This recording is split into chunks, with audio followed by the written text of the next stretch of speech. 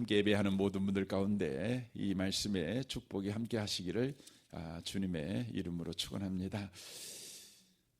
우리는 지금 그리스도가 주신 자유, 주님께 나아가는 자유에 관한 말씀을 나누고 있습니다. 바로 예배의 자유에 관한 말씀을 나누고 있습니다. 예배의 자유는 우리 하나님께서 저와 여러분에게 주시기 위해서 아들까지 아끼지 아니하시고 내어주셔서 허락한 자유라고 하는 것입니다. 그러니까 예배의 자유는 그냥 저와 여러분이 주일날 11시에 예배 드리는 여러분과 저의 결단과 헌신을 통해서 바로 저와 여러분이 갖게 된 자유가 아닙니다. 우리 하나님께서 인간인 저와 하나님 사이를 가로막고 있는 이 죄의 장벽, 인간이 아무리 하나님을 찾고 하나님을 찾아도 또 하나님께서 인간에게 손을 내밀어 복을 주고 싶어도 또 복을 주고 싶어도 그렇게 할 수 없는 하나님과 인간 사이를 단전해 놓은 이 죄의 장벽을 헐어버리시기 위해서 아들까지 아끼지 아니하시고 내어주셔서 우리에게 허락한 바로 구원의 사건이라는 것입니다. 은혜의 사건이라는 것입니다.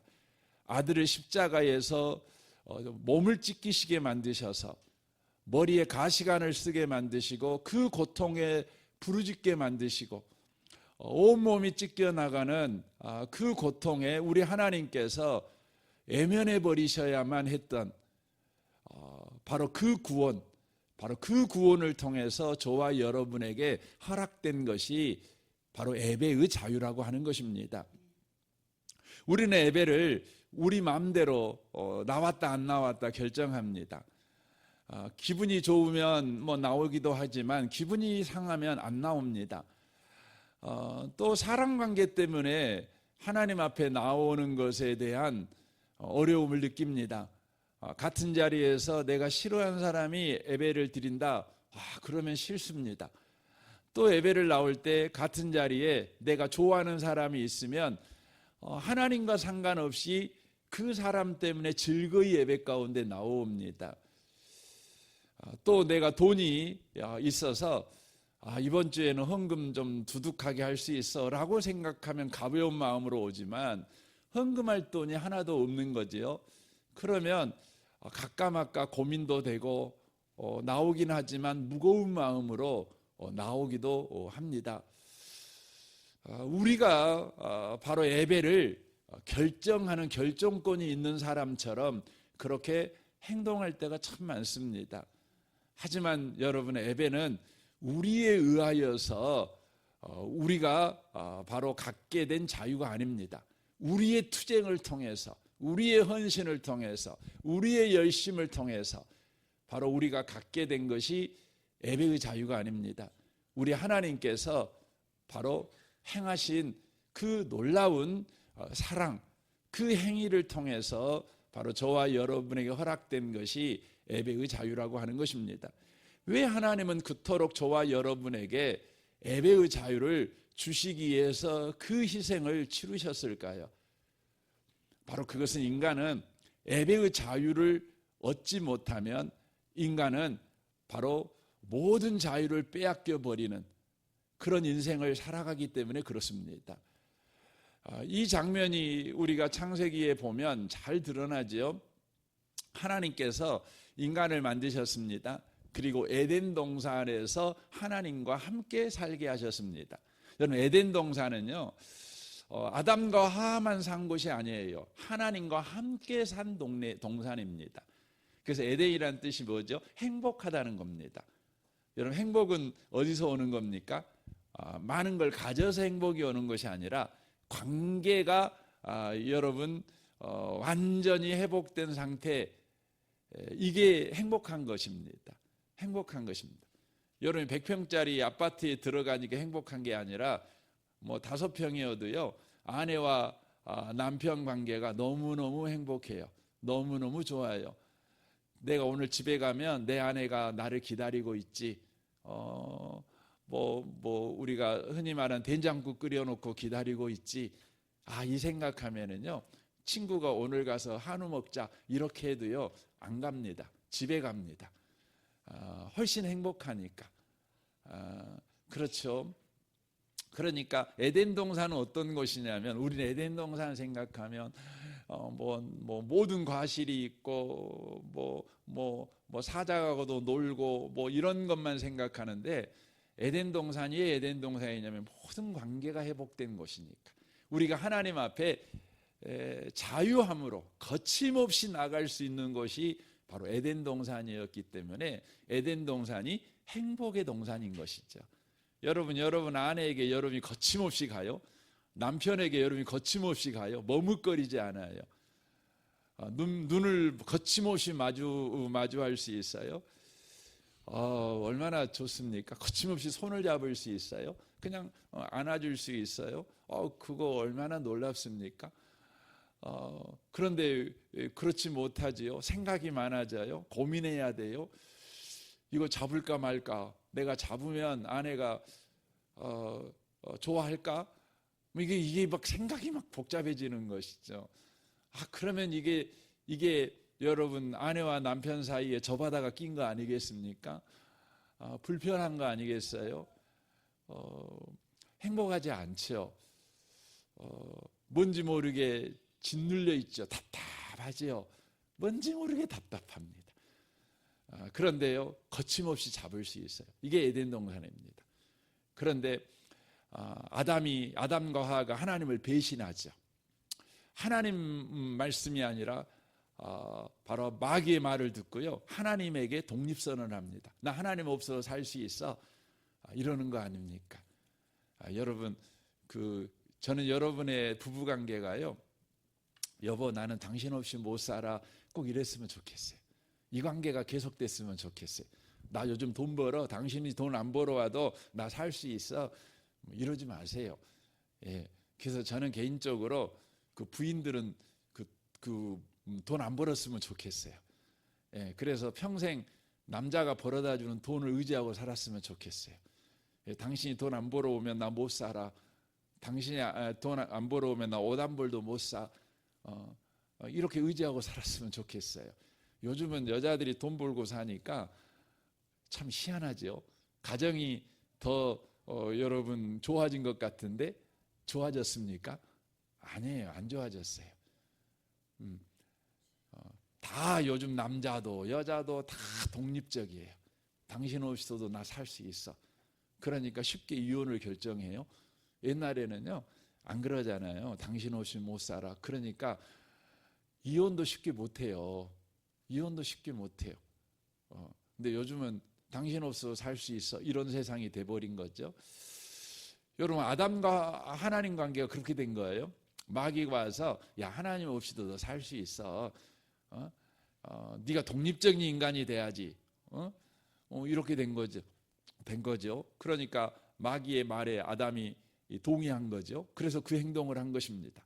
결국적으로 하나님과 이 아담과 하와가 이제 헤어지게 된 것이죠.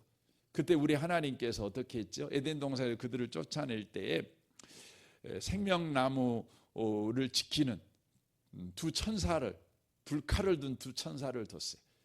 이제요 아담이 하나님 앞에 나오고 싶어도요 나올 수가 없는 거예요. 그래서 여러분, 에덴 동산에 쫓겨난 아담이요, 쫓겨난 아담이 이제 광야를 헤매다가 얼마나 하나님이 보고 싶겠어요? 하나님하고 에덴 동산에서 놀았던 그것이 생각이 나지 않겠어요? 하나님하고 일몰을 보면서 하나님 어떻게 일몰을 저렇게 멋있게 만들었어요? 이렇게 했던 게 생각나지 않겠어요? 에덴 동산 밖에도 일몰이 있을 거니까.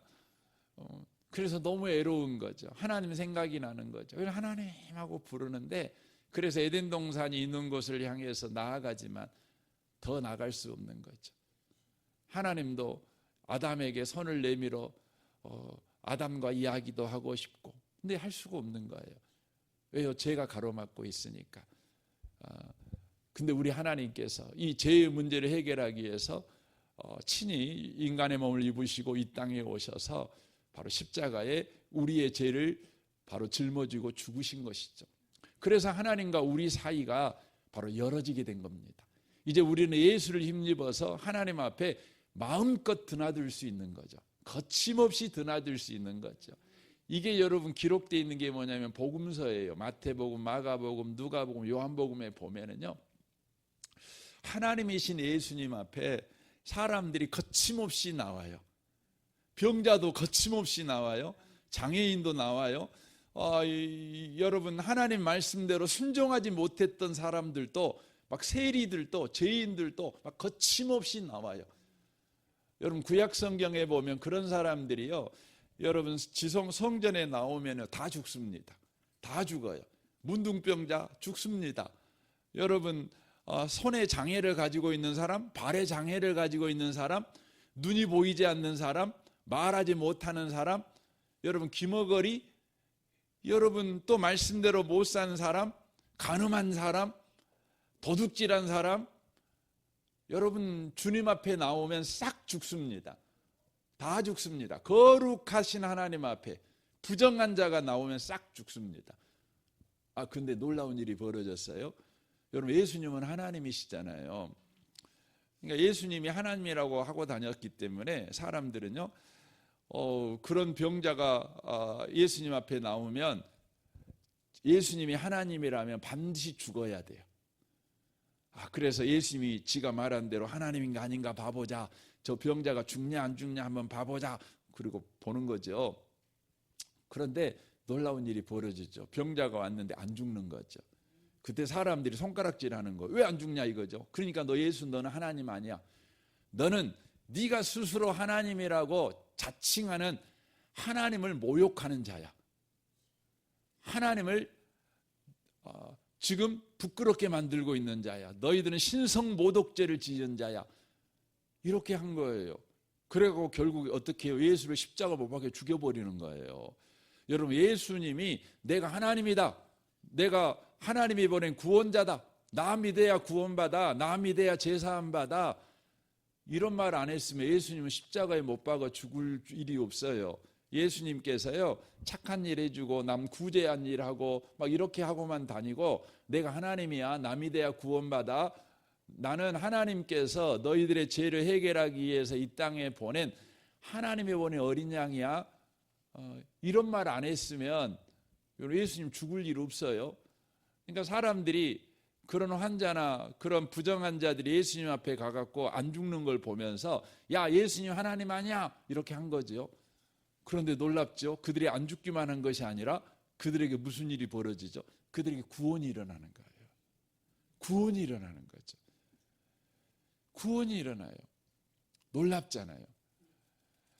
거기서 뭘 알 수 있는 거죠? 하나님 앞에 죄인이 가면 죽어야 되는데 예수님 때문에 안 죽을 뿐만 아니라 예수님 때문에 그들에게 구원이 일어나는 거예요. 이게 여러분 뭐예요? 마태복음, 마가복음, 누가복음, 요한복음, 복음서에서 말하는 거예요. 그래서 예수가 바로 하나님이시다. 예수가 바로 하나님께서 선지자들에게 약속하셨던 그 구원자다. 이것을 바로 이 복음서가 바로 증언하고 있는 거예요. 증언하고 있는 거죠. 그래서 우리는 예수를 힘입어서요, 그 누구든지 주님 앞에, 하나님 앞에 나갈 수 있어요. 그러면 그 누구든지 바로 하나님을 만나 구원이 우리 가운데 임하게 되는 것이죠. 누구든지입니다. 그래서 남녀, 노소, 빈부, 기천 가리지 않고요, 예수를 힘입으면 누구든지 하나님 앞에 나갈 수 있어요. 여러분 조선에서는요, 왕은 인간이잖아요. 인간인 왕 앞에 나가더라도요, 여러분 아무나 나갈 수 없어요. 왕 앞에 나가려면 반드시 뭐가 있어야 돼요? 관직이 있어야 돼요. 관직. 그러니까 공무원이어야 돼요. 그러니까 임금이 임명한 계급이 있어야 돼요. 그 사람만 왕 앞에 나갈 수 있어요. 그래서 여러분 장영실이라는 사람은 공노비였잖아요. 그러니까 공무원에 속한 노비였잖아요. 근데 그가 재주가 있죠. 세종대왕이 이걸 알죠. 근데 세종대왕이 이 장영실을 만나고 싶은데 만날 수가 없어요. 왜요? 왜 못 만나요? 장영실에게 죄가 있어서요? 아니에요. 장영실에게는 바로 양민이 아니니까, 그리고 그에게는 바로 직분이 없으니까, 계급이 없으니까 못 나가는 거예요. 그러니까 어떻게 해요? 그에게 직분을 주죠. 그래갖고 왕 앞에 나오게 만드는 거예요. 여러분, 우리가 대통령을 만나려면은요, 오늘날은 계급은 필요 없지만 반드시 있어야 되는 게 있어요. 그게 뭐죠? 대통령이 오락해야 갈 수 있어요. 초청장이 있어요. 내가 가고 싶어서 갈 수 있는 건 아니에요. 오락해야 갈 수 있는 거예요. 여러분, 사람 중에서 우리가 소위 권력자라고 하는 사람을 만나도요, 여러분, 그가 초청하든지 아니면 거기에 합당한 신분을 갖고 있든지, 여러분, 그런 사람만 나갈 수 있어요. 근데요, 여러분, 하나님 앞에 나가는 사람들은요, 예수님 때문에요, 누구든지 나갈 수 있어요. 누구든지 나갈 수 있어요. 그러나 인류 역사를 보면은요, 예수께서 하나님께 누구든지 나가는 그 길, 그 자유를 열어놓으셨지만,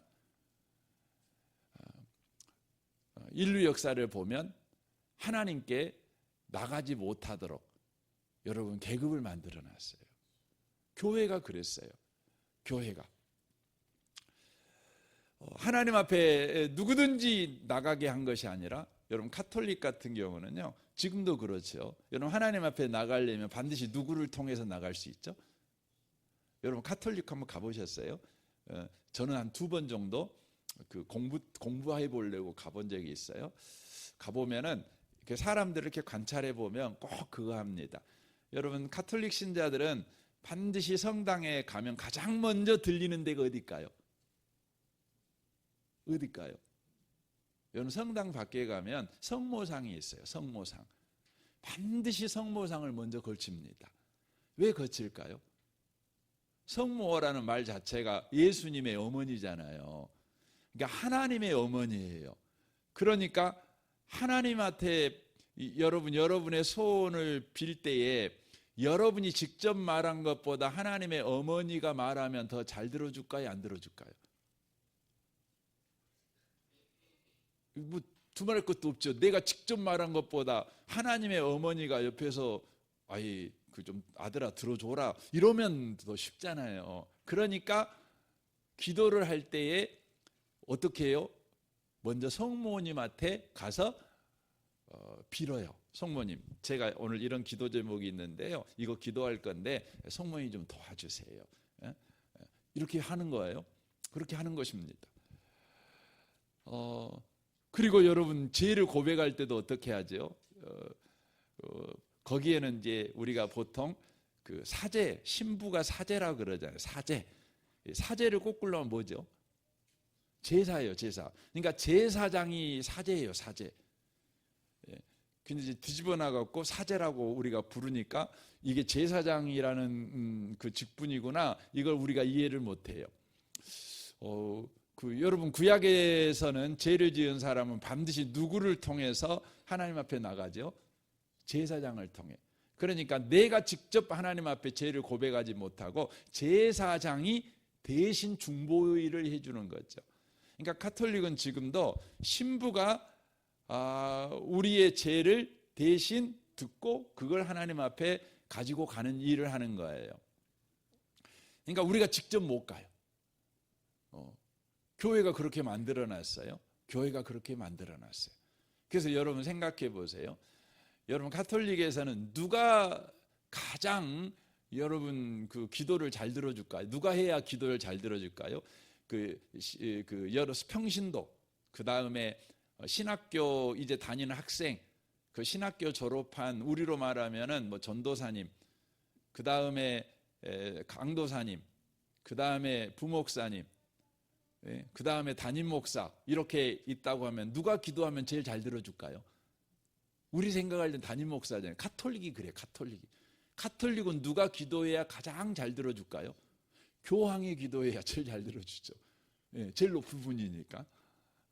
여러분 우리 교회에도 그런 분 계셔요. 아유 목사님이 기도해 주셔야 하나님이 더 빨리 응답해 주시죠. 즉 저 같은 사람이 기도한 것보다 100배는 낫지요. 목사님 저를 위해 기도해 주세요. 이렇게 하시는 분 계세요. 저한테 기도 부탁하는 건 고맙습니다. 하지만 제가 기도하면 더 잘 들어줄 것 같으니까 저한테 기도 부탁하는 것은 여러분 그건 비성경적인 거예요. 아니에요. 여러분이 기도해도 주님이 저희가 기도한 것과 똑같이 기도해줘, 응답해 주세요. 예수를 힘입은다면 똑같습니다. 그러니까 누구든지 여러분 오늘 제가 출애굽기 말씀을 읽었어요. 여기 보면 이제 하나님께서 이스라엘 민족이 예배하도록 보내줘라 이렇게 이제 바로 모세를 통해 바로에게 요구합니다. 모세가 바로가 안 보내줍니다. 그랬더니 하나님께서 어떻게 해요? 계속 그냥 재앙을 내리십니다. 이번엔 8번째까지 재앙을 내리신 거죠. 그러니까 이제 애굽에 사는 사람들이 더 이상 못 살겠는 거예요. 이게 바로의 신하들이 와갖고 임금님 제발 좀 그냥 내보내버립시다. 지금 우리 이러다가는 애굽 망하게 생겼어요. 다 죽게 생겼어요. 거덜나게 생겼어요. 그러니까 저들이 말한 대로 그냥 하나님께 예배하라고 그냥 보내봅시다. 그래요. 그러니까 바로가 그러냐 어쩔 수 없지 뭐. 그래갖고 모세를 불러요. 모세하고 아론 불러가 이제부터 그럼 니들 가서 예배 드려라. 근데 누구 갈 거냐 물어보는 거예요. 누구 갈 거냐? 그러니까 이제 모세가 말하는 거죠. 누구 가냐면 어른이고 아이고 또 우리 집에 있는 양과 소 모든 것이 가서 예배 드릴 겁니다. 그러는 거죠. 그러니까 바로가 뭐라 그러죠? 야, 네 장년들은 가서 예배 드려도 좋지만 아이들은 데려가지 마. 왜냐하면 애기들 데리고 이렇게 3일길이나 되는 광야길을 걸어가면 애들이 얼마나 힘들겠냐. 또 애들이 힘들면 그 애들을 보려면 부모가 또 얼마나 힘들겠냐. 애들이 그냥 힘들게 하지 않겠냐. 그러니까 그 애들 데리고 가려면 하나님의 능력이 필요하다. 그러니까 니들한테는 하나님 능력 없잖아. 그러니까 애들 데리고 예배 드리려면 얼마나 힘드냐. 그러니까 애들 그냥 데려가지 말고 너희끼리만 가서 예배해라 라고 말했어요. 여러분 바로의 말이 굉장히 합당하잖아요. 우리 주일 예배 드리면 애기들이 예배 드릴 때 있으면 되게 시끄럽고 힘들잖아요. 부모님 너무너무 힘들잖아요. 그렇잖아요. 오늘 내가 예배 드릴 때 애 단속하려고 예배 드리는지 예배 드리려고 예배 드리는지 그냥 혼을 애들이 쏙 빼놔 버리잖아요. 그러니까 우리 마음이 어때요? 아이고 애들은 집에다 두고 나나 예배 드리고 와야지. 그리고 애들은 집에다 두고 예배 드리러 와요. 또 애들 챙겨갖고 예배당까지 올라가려면 더 힘들어요. 예. 그러잖아요. 그래서 우리는 예배 드릴 때 그러는 거죠. 그러니까 바로의 말이 딱 맞아요. 오늘도 여러분 심령에요. 바로가 찾아와가지고 이렇게 합리적인 이야기를 합니다. 야 예배인데 예배 오는데 야 챙겨갖고 나가려면 날씨 추운데 얼마나 힘드냐. 또 예배 드릴 때 또 예배 차 속에서 왔다 갔다 할 때 애들 또 힘들고 단속하기 힘들고 또 예배 시간에 또 애들 또 예배나 제대로 드리겠냐 얼마나 힘드냐. 그러니까 그냥 놔두고 가라 혼자 가서 예배 드려 이럽니다. 또 요즘은 또 엄마들이 그냥 아이고 애들 데리고 가려 힘드니까 그냥 나는 영상으로 예배 드리고 애들은 그냥 집에서 같이 그냥 해야지 이런 생각을 많이 해요. 이게 뭐예요? 바로가 여러분을 유혹하는 거예요. 사단은 오늘도 여러분과 저를 유혹합니다. 그러나 여러분과 제가 기억하셔야 돼요. 우리만 하나님 앞에 나아갈 자유를 주님이 주신 게 아니에요. 아이들도 하나님 앞에 나아갈 자유를 주셨어요. 여러분 애들이 예배의 자유를 가졌는데 그 자유를 빼앗지 마세요. 애들이 예배 시간에 여러분 힘들게 해도요 앉혀놓으세요. 제가 그냥 감당하랍니다. 감수하랍니다. 제가 여러분 막 째려보고 눈치하고 이렇게 안 할게요. 뭐 이렇게 막 뛰어다니고 이런 건 여러분 단속해야 되겠죠. 그리고 여러분이 집에서 예배 훈련을 꼭 시키셔요. 예배 훈련은 뭐냐면 예배 시간에 조용하게 하는 게 예배 훈련이 아니에요. 뭐가 예배 훈련이에요? 예배를 가르쳐 주는 거예요. 예배라고 하는 것은 하나님과 만나는 거야. 근데 하나님 어떻게 만나냐고? 하나님은 말씀으로 우리를 만나 주셔. 그러니까 너 예배 시간에 말씀 잘 들어야 된다. 하나라도 들어. 그래서 너 노트 가지고 가갖고 목사님이 설교하면 한번 써봐. 들림이 있으면 한 자라도 써봐. 그 예배 끝나고 나서 아빠랑 또 엄마랑 네가 예배 시간에 들었던 말씀 같이 한번 나눠보자. 이렇게 하세요. 이게 예배 훈련이에요. 예배 시간에 조용히 시키는 게 예배 훈련이 아니고 예배가 뭔지를 가르쳐 주는 거죠.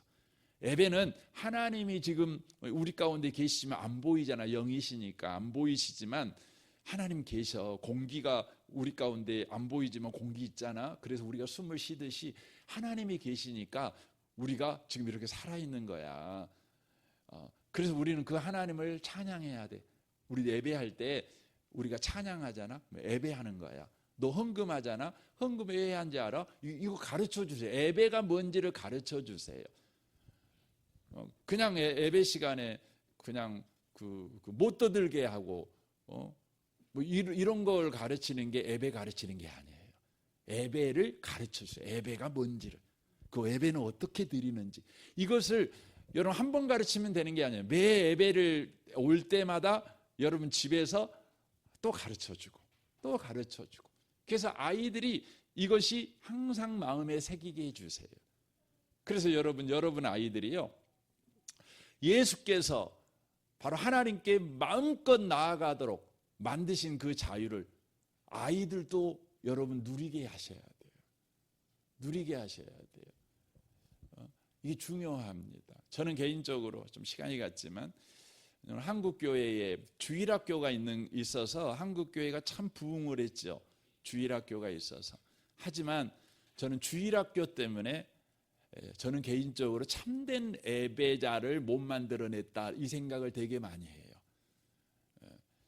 왜냐하면 여러분 초등학교 때 애들이 교회 나오잖아요. 그럼 초등학교 예배는 대부분 뭐에 중점을 두냐면 아이들이 예배에 오게 하는 데 중점을 둬요. 그래서 재미있게 해요. 재미있게 하는 게 목적이에요. 어쨌든 교회에 오게 하는 게 목적이에요. 예배의 목적은요, 오게 하는 데 있잖아요. 예배의 목적은 하나님을 만나는 데 있어요. 말씀을 듣게 만들어야 되거든요. 그래서 주일학교 때 교회가 100명 아이가 모였는데 그 아이들이 중학교 가잖아요. 그러면 50명으로 떨어져요. 여러분 고등학교 가잖아요. 10명으로 떨어져요. 대학교 가잖아요. 그러면 보통 우리가 통계하면 그래요. 7명이 남아요. 7명도 안 남아요. 저는 여러분이요, 주일학교 가서 우리 교회가 지금 주일학교 예배를 드리긴 해요. 그렇지만 저는 할 수만 있으면 같이 예배 드리면 좋겠어요. 부모님들이 같이. 그 부모님들이 예배를 가르쳐 줘야 돼. 꼭 예배. 그래서 여러분들이 혹 띄어버리는 주일 예배 드리면 안 돼요. 예배 때 내가 예배 잘 드리기 위해서 아이들을 혹을 띄어버려 하고 보내버려 그냥 다. 그럼 관심도 안 가죠. 얘들이 예배 어떻게 드리니 관심도 안 가죠. 그러면 안 돼요. 이 아침에 오신 복 있는 성도 여러분, 예수께서요, 남녀, 노소, 빈부, 기천 어떤 누구도 주님 앞에 거침없이 나아갈 수 있도록 우리 하나님께서 하셨다는 거예요.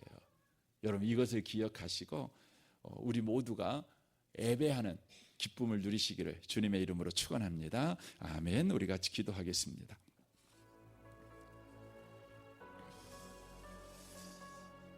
오늘 말씀을 우리 생각하며 이 시간 기도했으면 좋겠습니다. 주여, 이 예배의 자유를 매 순간 매 시간 누리게 하여 주옵소서. 여러분 가정과 또 직장, 특별히 여러분 자녀가 또 여러분의 모든 식구들이 예배의 자유를 누리는 은혜가 있게 하옵소서.